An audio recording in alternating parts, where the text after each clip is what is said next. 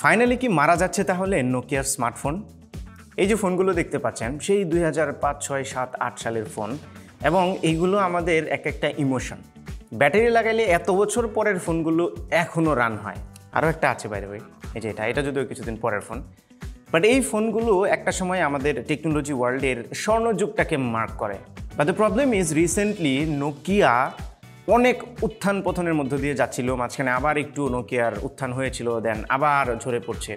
So Nokia এখন finally আরেকটা move নিয়েছে, সেটা হচ্ছে তারা আর স্মার্টফোন তৈরি করবে না, বা স্মার্টফোন ইন্ডাস্ট্রিতে তারা নেই, এবং তারা তাদের লোগোটা চেঞ্জ করেছে, যেটা নিয়ারলি 6 ডেকেডস মানে 60 বছরে এই প্রথম নোকিয়া তাদের লোগো চেঞ্জ করলো, এবং তারা একটা ফোন কোম্পানি থেকে এখন একটা বিজনেস টেকনোলজি কোম্পানিতে মুভ করছে। ওয়েল, এই যে ইনফরমেশনগুলো এগুলো নিয়ে অনেকে একটু ওয়ারিড ফিল করছে। ওয়ারিড ঠিক না, কারণ নোকিয়া এমনিতেও আমাদের লাইফে তেমন কোনো ইনফ্লুয়েন্স আর করছে না নতুন করে, বাট আগের দিনের যেই নস্টালজিক ফিলিংটা সেটা কিছুটা জাগ্রত হয়, এবং আমরা ফিল করি যে আসলে এটা কী হচ্ছে নোকিয়ার সাথে। আমি আপনাদেরকে একটু ব্রেকডাউন করতে চাই ওই পুরো বিষয়টা, যে আসলে কি ঘটছে, কি ঘটবে সামনে, এবং নোকিয়া আসলে কোন দিকে যাচ্ছে সেই বিষয়গুলো নিয়ে। তো প্রথমেই বলি, নোকিয়ার নতুন সিইও নিয়োগ হয়েছে, যার নাম হচ্ছে পেক্কা ল্যান্ডমার্ক, এবং উনি নোকিয়াকে নতুন করে স্টার্ট করতে চাচ্ছেন, যে কারণে 3টা স্ট্র্যাটেজি তারা নিয়েছে। প্রথমটা হচ্ছে reset, then accelerate and then scale. So এই রিসেট স্ট্র্যাটেজির মধ্যেই মূলত তারা তাদের যে ব্র্যান্ড ভ্যালুটা আছে, মানে নোকিয়ার যে ব্লু লোগোটা, আমরা যেটা আইকনিক একটা লোগো আমরা সবাই চিনি, ওই লোগোটাকে তারা চেঞ্জ করে নতুন একটা ব্র্যান্ড ডিজাইন তারা নিয়ে এসছে। অ্যান্ড নতুন লোগোটা কেমন এটা আপনারা নিজেরাই জাজ করুন। আই ডোন্ট থিঙ্ক এটা আইকনিক লেভেলে যেতে পারবে। ওই লোগোটা ডেফিনেটলি আগের যে লোগোটা সেটা আমাদের মনের মধ্যে সারা জীবন থাকবে। এখন ফোন ম্যানুফ্যাকচারিংয়ের ব্যাপারটা আমরা সবাই এখনও পর্যন্ত জানি যে নোকিয়া আসলে ফোন তৈরি করছে, কিছু ফোন আমরা এখনও মার্কেটে দেখি, নতুন নতুন ফোন আসতেছে, বাট এইগুলো আসলে নোকিয়ার না।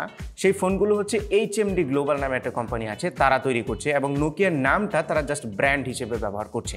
তার মানে অরিজিনাল যে নোকিয়া কোম্পানি, যেটাকে আমরা নোকিয়া নামে চিনি, সেই কোম্পানি কিন্তু এখন আর স্মার্টফোন তৈরি করছে না। সো তারা এখন নেটওয়ার্ক ইনস্ট্রুমেন্ট সহ বিজনেস বা ইন্ডাস্ট্রিয়াল যে টেকনোলজিসগুলো আছে সেইগুলো নিয়ে কাজ করছে, এবং কনজিউমার লেভেলে মানে স্মার্টফোন বা ফোন লেভেলের যে প্রোডাক্টসগুলো আছে সেগুলো এখন তারা তৈরি করছে না। সো আমি ফাইনালি সামারাইজ করি, নোকিয়া অনেকদিন থেকেই আর ফোন তৈরি করছে না। তারা তাদের যে ফোন ডিভিশনটা আছে সেইটা HMD গ্লোবালের কাছে সেল করে দিয়েছে, এবং HMD গ্লোবাল নোকিয়া ব্র্যান্ড দিয়ে নতুন নতুন ফোন বাজারে আসছে, এবং নোকিয়া ফাইনালি স্মার্টফোনে যে ব্যাক করছে না আর, সেটার একটা ইন্ডিকেশন দিয়ে দিল তাদের কোম্পানির এরকম বড় ধরনের পরিবর্তন নিয়ে এসে।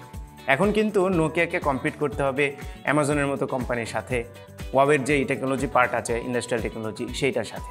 সো কি মনে হলো আপনাদের, যে নোকিয়া কি আসলে আর কোনো দিন গ্রো করবে কিনা, আগের পজিশনে ফেরত যাবে কিনা? আই ডোন্ট থিঙ্ক সো, কারণ যেহেতু কনজিউমার লেভেলে তারা নাই, তারা ইন্ডাস্ট্রি লেভেলে হয়তো গ্রো করবে, বাট আগের যেই নাম সুনাম বা আগের যেই ফিলিংটা আমাদের মধ্যে কাজ করতো সেই জায়গাতে নোকিয়া আর কোনো দিন ব্যাক যাবে বলে আমার মনে হচ্ছে না, অন্তত এই নিউজটা দেখার পরে।